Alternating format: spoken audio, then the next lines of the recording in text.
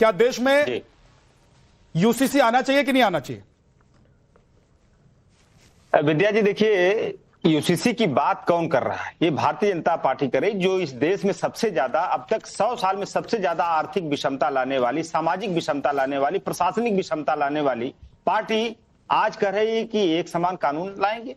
अरे पहले जो कानून हमारे देश में है वो कानून आप एक समान रूप से सबके ऊपर लागू करिए और उन दंगाइयों के ऊपर भी लागू करिए। जो हमारे रामजी लाल सुमन के घर के बाहर हजारों की संख्या में करणी सेना के दंगाई हाथों में तलवार और बंदूकें लेकर के लहरा रहे थे। अभी विद्या जी, अभी ये कोई पोस्ट डाल दे फेसबुक पर एक असलहा लेकर के, उसे घर पुलिस पहुंच जाती है। हजारों की संख्या में दंगाई लगातार उत्तर प्रदेश में आतंक मचा रहे हैं, भारतीय जनता पार्टी से जुड़े हुए लोगों के द्वारा मचाया जा रहा है। आज वो कानून कहां गया? एक समान कानून इन भाजपाई दंगाइयों पर कब लगेगा?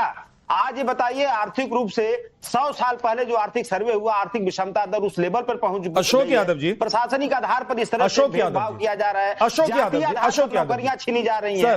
कैसे सर एक सेकंड, मेरी कोशिश रहती है कि मुद्दे पर रहें, यूसीसी पर बात कर रहे हैं। देश में जो बाकी कानून है उसको कैसे फॉलो किया जा रहा है, पुलिस कैसे कानूनी प्रक्रिया के तहत कहां पर क्या कर रही है, अदालतों में क्या हो रहा है, उस पर चर्चा करने के लिए बैठेंगे तो 8-10 घंटे का कम से कम वक्त चाहिए कि किस राज्य में, किस प्रदेश में, कहां पर क्या हो रहा है। 8-10 घंटे का वक्त लगेगा। यूसीसी पर रहते हैं सर, यूसीसी देश में आना चाहिए या नहीं आना चाहिए? मैं ओपनिंग रिमार्क आपसे चाहता हूं। विद्या जी, मैंने अपने ओपनिंग रिमार्क्स में यही कहा कि इस देश में जो हमारे पास जो कानूनी और संवैधानिक अधिकार, वो एक समान रूप से पहले वितरित होना चाहिए। अगर वो संवैधानिक और कानूनी, आर्थिक, सामाजिक अधिकार एक समान यूसीसी आना चाहिए कि नहीं आना चाहिए? का क्या मतलब है? अशोक जी, कोई मतलब नहीं है। अशोक जी, यूसीसी आना चाहिए कि नहीं आना चाहिए? मैं स्टैंड जानना चाहता हूं। देखिए, अभी तक यूसीसी, जो हालात देश के हैं, यूसीसी का कोई मतलब नहीं इस देश में। जब तक आर्थिक, सामाजिक और न्यायिक रूप से सबको एक समान अधिकार नहीं मिल जाता, यूसीसी का कोई मतलब नहीं इस देश में। क्योंकि जो मौजूदा कानून है, उस कानूनों का अनुपालन भी एक समान रूप से सभी जाति और धार्मिक लेवल पर नहीं हो रहा है। ओके, मौलाना शहाबुद्दीन रिजवी बरेलवी हमारे साथ हैं। सर, दोनों हाथ में लड्डू चाहिए आपको?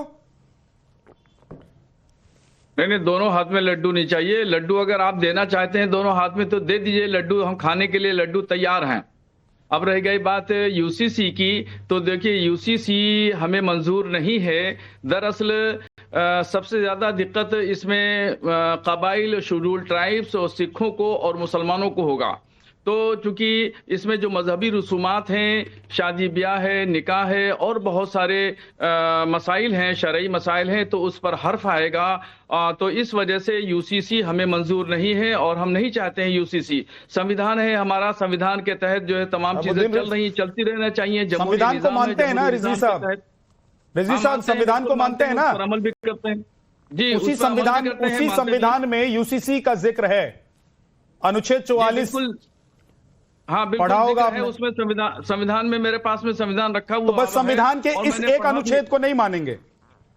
नहीं, सब तमाम चीजों को मानते हैं। संविधान में जो इबारत लिखी है, उस इबारत में ये लिखा है कि राय आम्मा को हमवार किया जाएगा, सबसे सलाह मशवरा किया जाएगा और जब सबकी सहमति होगी तब होगा। यहाँ पर तो उत्तराखंड में तो एक तरफा लागू कर दिया गया, वहां सहमति देने में आपको दिक्कत है? शामिल ही नहीं किया गया। सर, आपको सहमति देने में दिक्कत है?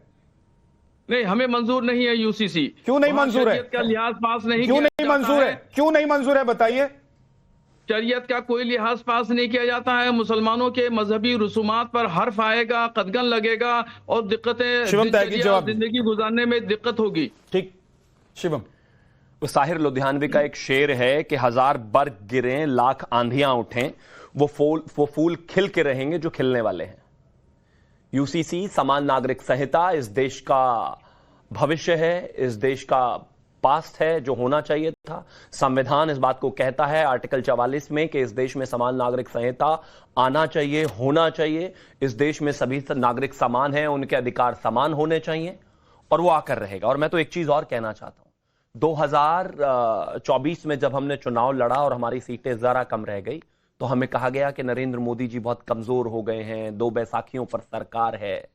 आज देख लीजिए उसी सरकार का क्या है, किस तरीके से चल रही है। मेहुल चोकसी अरेस्ट हो गए हैं, तहव्वुर राणा 26/11 का आतंकवादी जेल आ गया है, वक्फ पर कानून बन चुका है। और इसके अलावा अगर मैं बात करूं, हरियाणा, दिल्ली और महाराष्ट्र में हम चुनाव जीत चुके हैं। तो जो काम होने वाला है वो फूल खिल कर रहेंगे जो खिलने वाले हैं।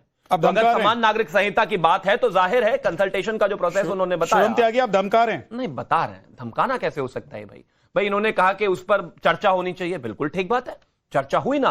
अभी वक्फ बिल पर जो है सबसे लंबी चर्चा हुई, 22 घंटे की चर्चा हुई, लगातार बात हुई, उसके बाद कानून आया।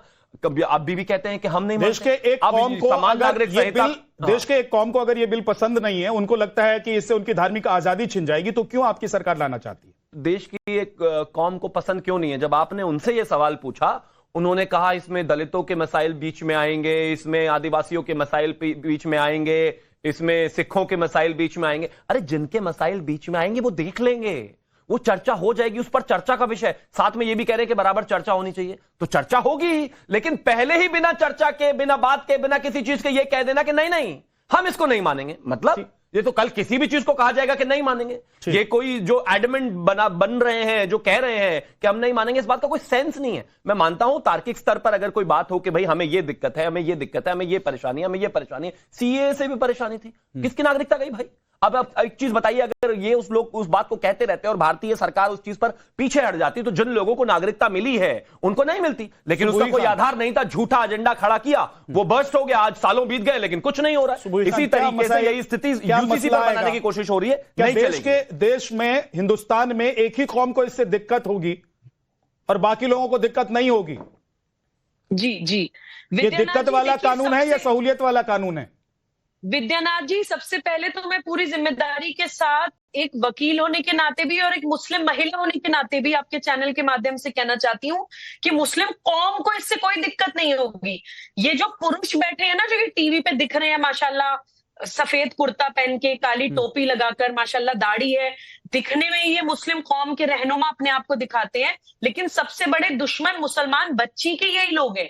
इनका दोहरा चरित्र हमें बहुत सारे विषयों में मोहतरमा, अरे मैंने आपने देखा नहीं दिखता है। संशोधन बिल का मैंने समर्थन किया विद्यानाथ जी, इनकी आवाज कम कराइए, एक एक करके। शाहबुद्दीन रिजवी साहब प्लीज एक एक करके उनको कंप्लीट करने दीजिए, फिर आप बोलिएगा। मैं ऐसे बात नहीं करूंगी।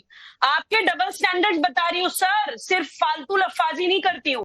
आपको एक तरफ संविधान चाहिए, लेकिन संविधान का ही आर्टिकल 44 जो कॉमन सिविल कोड की बात करता है वो आपको नहीं चाहिए। आपको शरिया लॉ चाहिए, लेकिन सिविल मैटर्स में, शादी ब्याह में चाहिए, क्रिमिनल लॉ में नहीं चाहिए, जहां पे चोरी करने में आपके हाथ काट दिए जाएंगे। आपको आर्थिक और सामाजिक न्याय चाहिए, लेकिन सिर्फ मुसलमान पुरुषों के लिए चाहिए। आर्थिक और सामाजिक न्याय आपको मुसलमान बच्चियों के लिए नहीं चाहिए। आपको इस्लाम के हिसाब से 4 शादियां चाहिए, लेकिन हमारे प्रॉफिट मोहम्मद सल्लल्लाहु अलैहि वसल्लम जो बच्चियों को प्रोटेक्ट करने की बात करते थे, उनको मैं फेमिनिस्ट मानती हूँ। कहते थे जिस घर में बेटी पैदा हुई है अल्लाह ने सलाम भेजा है। उनके हिसाब से अपनी कौम की बच्चियों को ट्रीट नहीं करना है आपको,